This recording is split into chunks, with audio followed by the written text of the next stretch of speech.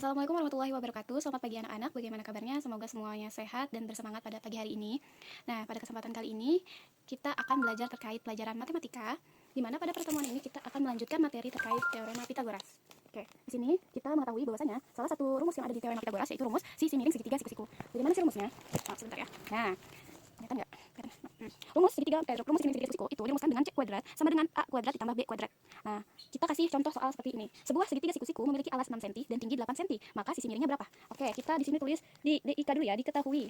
Apa sih yang kita ketahui dari contoh soal ini? Di sini dinyatakan bahwasanya siku-siku memiliki alas 6 cm. Maka kita anggap 6 cm itu adalah A kuadrat. Alasnya adalah 6 cm, ya. Kemudian di sini dan tinggi 8 cm. Maka 8 cm adalah B kuadrat sama dengan 8 cm. Nah, sedangkan yang ditanyanya sisi miring segitiga siku-siku. Sisi miring segitiga siku-siku sudah memiliki rumus yang ditandai dengan C kuadrat. C kuadratnya berapa? Gitu kan? Jadi ditanyanya C kuadrat berapa? Oke. Balik ya sih tulisannya, maaf ya. Mirror ya. Terus, maka kita penyelesaiannya tinggal menggunakan rumus segitiga siku-siku untuk mengetahui sisi miringnya. Di sini kita tulis dulu C kuadrat sama dengan A kuadrat ditambah B kuadrat. Maka kita memakai turunan dari rumus C kuadrat sama dengan A kuadrat ditambah B kuadrat. Menjadi C, soalnya yang ditanya sisi miringnya. Duh, susah ya guys. Bentar, ditulis dulu rumusnya. C sama dengan akar A kuadrat ditambah akar B kuadrat. Nah, sama dengan baru akar sekian dan isinya. Jadi nanti kita akan menggunakan turunan dari rumus sisi miring segitiga siku-siku ya. Jadi kita akan menggunakan C sama dengan akar A kuadrat. Akar A kuadrat tambah B kuadrat sama dengan akar berapa? Sehingga jadi berapa? Oke, kita langsung masukin contohnya aja. Ini biar lebih jelas ya. Ini yang ditanya adalah C. Nah, setelah memakai rumusan berikut, maka C atau sisi miring segitiga siku-siku sama dengan akar alas kuadrat. Ini tadi alas sudah diketahui ada 6. 6 kuadrat ditambah tingginya akar, tadi tingginya 8 cm ya, 8 kuadrat. Nah, sama dengan berapa? 6 kuadrat itu sama dengan akar 36 ditambah 8 kuadrat itu sama dengan 64. Jadi jumlah dari mereka akar 36 ditambah akar 64 sama dengan akar 100. Nah, 100 ini kan masih berbentuk akar. Untuk mengetahui berapa sisi miring segitiga siku-sikunya, maka perkalian berapa yang menghadirkan akar 100? Ya, berarti perkalian 10. Karena 10 dikali 10, nih 10 dikali 10 sama dengan 100. Oke. Baik, selanjutnya kita akan lanjutkan ke materi selanjutnya, yaitu terkait materi fisika hukum Newton 2. Di mana hukum Newton 2 ini berbicara mengenai gaya ya, teman-teman. Anak-anakku sekalian, perhatikan pada pematerian hukum Newton 2 ini. Diketahui bahwa hukum Newton 2 berbunyi gaya sama dengan massa dikali percepatan. Nah, gaya itu dilambangkan dengan huruf F. Massa tetap menggunakan huruf M dan percepatan seperti biasa dia menggunakan huruf A. Jadi, rumus dari hukum Newton 2, F sama dengan M dikali A. Seperti itu. Jadi, diketahui, misalkan kita belajar dari satu soal. Sebuah benda bermassa 4 kilo diberi gaya 20 Newton. Maka berapa percepatannya? Di sini yang ditanya percepatannya. Mari kita bahas. Aku bahas di sini, aku tulis dulu yang diketahui. Di sini dari soalnya diketahui bahwa massa mempunyai beratnya itu sebesar 4 kilo. Maka ini adalah M. M-nya sama dengan 4 kilo. Kemudian di sini ada gaya. Ini M-nya sama dengan 4 kilo ya. Kemudian di sini ada gaya. Gaya itu kan tadi dilambangkan huruf F. F itu sama dengan 20 Newton.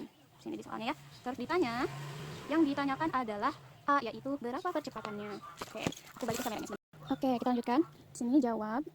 Seperti yang kita tahu bahwasanya rumus gaya adalah F sama dengan massa dikali percepatan. Nah, cuma dalam kasus soal ini yang ditanya adalah percepatannya, bukan gayanya. Tapi yang ini, oke. Maka kita membuat turunan rumus dari gaya massa dikali A. Maka rumus turunannya A-nya pindah ke depan ya. A-nya pindah ke depan. Jadi percepatan F-nya maju. Nah, F-nya maju sini. M-nya kemana? M-nya dibagi. Nah, untuk mengetahui percepatan, maka rumus yang digunakan adalah gaya dibagi massa. Sehingga di sini kan sudah diketahui massanya 4 kilo dan gayanya 20 Newton. Tinggal dimasukkan saja ke dalam rumus. A sama dengan 4, ininya gayanya 20, sama dengan 20 dibagi 4, sama dengan 5 meter per second kuadrat. Kayak gitu ya jawabannya. Oke anak-anakku semuanya, semoga sekarang kalian masih fresh ya untuk menerima pelajaran. Materi selanjutnya itu terkait materi kimia. Nah, kimia kemarin kita sudah belajar banyak dan kita akan melanjutkan materi kimia terkait sifat koligatif. Apa sih sifat koligatif itu? Maaf tadi ada motor yang lewat ya, kita lanjut. Sifat koligatif yaitu sifat khas yang dimiliki oleh larutan. Nah, bisa juga disebut sebagai sifat yang hanya bergantung pada partikel zat. Nah, apa aja sih yang termasuk sifat koligatif ini? Dia tuh punya beberapa konsentrasi. Yang pertama, konsentrasi moralitas yang dilambangkan huruf M besar. Dirumuskan, M besar, moralitas itu dirumuskan M besar sama dengan gram per ml dikali 1000 per V. Terus ada molalitas. Molalitas itu dilambangkan huruf M kecil sama dengan M kecil sama dengan gram per ml dikali 1000 per P, bukan V ya. Kalau V punya moralitas, kalau P punya molaritas.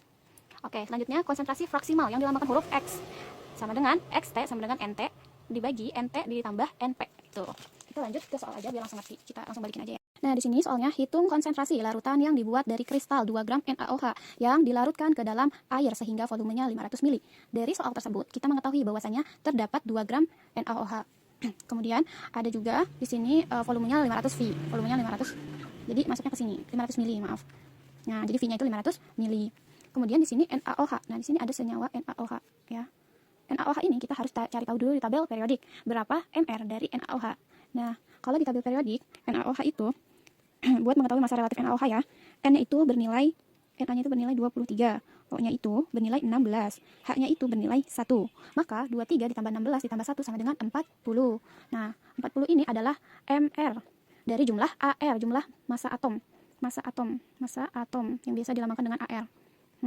Jadi, nanti kita untuk menghitung mR ini cari tahu berapa AR senyawanya di dalam tabel periodik.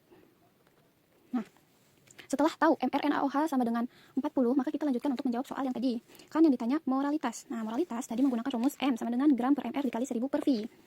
Nah, ini kan rumusnya M sama dengan gram per mR dikali 1000 per V. Maka moralitas sama dengan, tadi gramnya udah diketahui berapa? Ada 2. 2 dibagi mR. mR berapa? Tadi mR kan NaOH ya?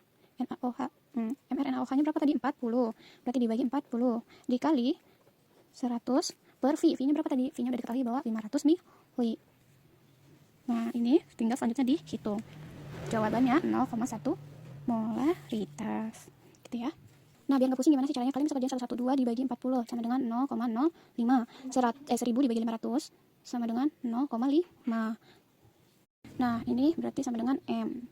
Nah, gimana untuk mengetahui M-nya? Berarti 0,05 dibagi 0,5 sama dengan 0,1 M.